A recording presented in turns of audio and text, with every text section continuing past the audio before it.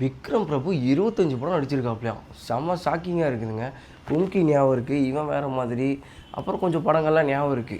ஆனா 25 படங்கிறது சத்தியமா நம்ப முடியல. சிறை பார்த்தோம். எனக்கு விக்ரம் பிரபு மேல எப்பவுமே நம்பிக்கை உண்டு. ரொம்ப மோசமா ஒரு படம் பண்ணிட மாட்டாரு அப்படின்னு சொல்லிட்டு. அதே மாரி இந்த படத்த ரொம்ப அண்டர் ப்ளே பண்ணிட்டு அவர் பெரிய மாஸான சீன்ஸ்லாம் ஒண்ணும் இல்ல. அந்த அப்துல் அப்படின்ற ஒரு கேரக்டருக்கு மட்டும் மாஸான சீன்ஸ் வச்சிருக்காங்க.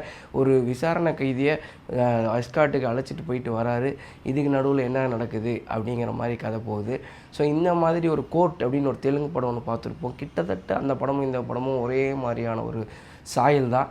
அதுக்கப்புறம் நம்ம வந்து சில பேர்லாம் சொல்லுவோம் என்கவுண்டர் ஏகாம்பரம், அதாவது நம்ம வந்து சிங்கம் படத்துல பார்த்துருப்போம்.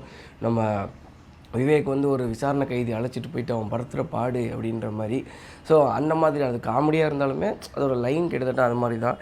இது அவ்வளோ லைட்டா எடுத்துக்க முடியாது. ஏன்னா தமிழ் எடுத்திருக்காரு. அவர் ஒரு லெஃப்டிஸ்ட் வேற. வெற்றிமாறனுடைய ஆஸ்தான ரைட்டரு. நிறைய இடத்துல வந்து அவர் போலீஸா வேற நின்றுருக்கறனால டானாக்காரன் அட்டகாசமான ஒரு படம் நம்ம பார்த்துருப்போம்.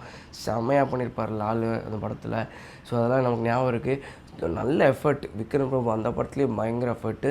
அதுக்கு ஈக்குவலான ஒரு எஃபர்ட்டு. நல்ல பாடி எல்லாமே பார்க்குறதுக்கு அப்படியே பக்காவாக அந்த போலீஸாக வந்து நிற்கிறார். எஸ்ஐனா அதுக்கு தகுந்த மாதிரி, இன்ஸ்பெக்டர்னா அதுக்கு தகுந்த மாதிரி, அந்த மாதிரி இதில் வந்துட்டு அந்த ஏட்டு எப்படின்னா அதுக்கு தகுந்த மாதிரியான ஒரு பாடி ஃபிசிக்கும் அந்த ஒரு ஆட்டிடியூடும் செம்மையாக மெயின்டைன் பண்ணுறாரு. டைலாக்ஸ் பேசுகிற விதம், என்ட்ரன்ஸ் சீனே சூப்பராக இருந்துச்சு. பேக்ரவுண்ட் மியூசிக் ஜஸ்டின் பிரபாகரன் செம்மையாக பண்ணியிருந்தார். படத்தில் சூப்பரான சீன்லாம் வந்து ஒரே சீன் தான். அந்த அப்துல் ஏன் லோட் பண்ணி கொண்டு வந்திருக்கேன் கன்னுங்கும் போது, இல்லை அவர் முஸ்லீம் அப்படிங்கிறாங்க. நானும் முஸ்லீம் தான் அப்படின்னு வந்து நம்ம மூணார் ரவி சொல்லும்போது அப்படியே தியேட்டர் அதிருது திக்கு திக்கு திக்கு திக்குன்னு. அதுக்கப்புறம் வந்து இன்னொரு பக்கம் வந்து அப்துல்ங்கிற பேரை கேள்விப்பட்டிருக்கியா, ஈழத்தமிழருக்காக தீக்குளிச்ச ஒரு தெலுங்குங்கும் போது அப்படியே தேட்டர் ஆர்ப்பரிக்குது பயங்கரமாக. ஏய் நானும் முஸ்லீம் தான்டான்னு பல பேர் கத்துறாங்க. அந்த அளவுக்கு ஒரு சீன் ஏங்கி போய் கிடக்காங்க. தமிழ் சினிமாவில் சும்மா ஏதோ ஒரு இஸ்லாமியரை கூப்பிட்டு வந்து விக்ராந்த் மாதிரி கூப்பிட்டு வந்து டொண்டர் மியூசிக்கை போடுறது, சால்வையை போடுறது, ஹிந்தியில் பேசுறது, தொழுகை பண்ணுறது, வாப்பான்னு கூப்பிடுறது, இதை தவிர இவனுக்கு உருப்படியாக ஒன்றுமே காமிச்சது கிடையாது.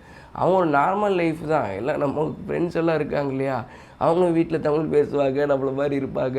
என்ன ஒரு இதை தான் அதை ஒரு எதுவுமே காட்டினதில்லை அப்படின்னு நான் விருப்பப்பட்டேன். இந்த படத்தில் ரொம்ப அழகாக கிராமத்துக்குள்ளே ஒரே ஒரு முஸ்லீம் ஃபேமிலி எவ்வளோ கஷ்டம் ஸ்ட்ரகிள் பண்ணுறது, ஆனால் வேர்ல்டு லெவலில் அவங்கள எவ்வளோ தூரம் கனெக்ட் பண்ணிக்கிறாங்க ஏதோ ஒரு பிரச்சனைனா அப்படிங்கிறதையும் ரொம்ப அழகாக காட்டியிருக்கிறாரு.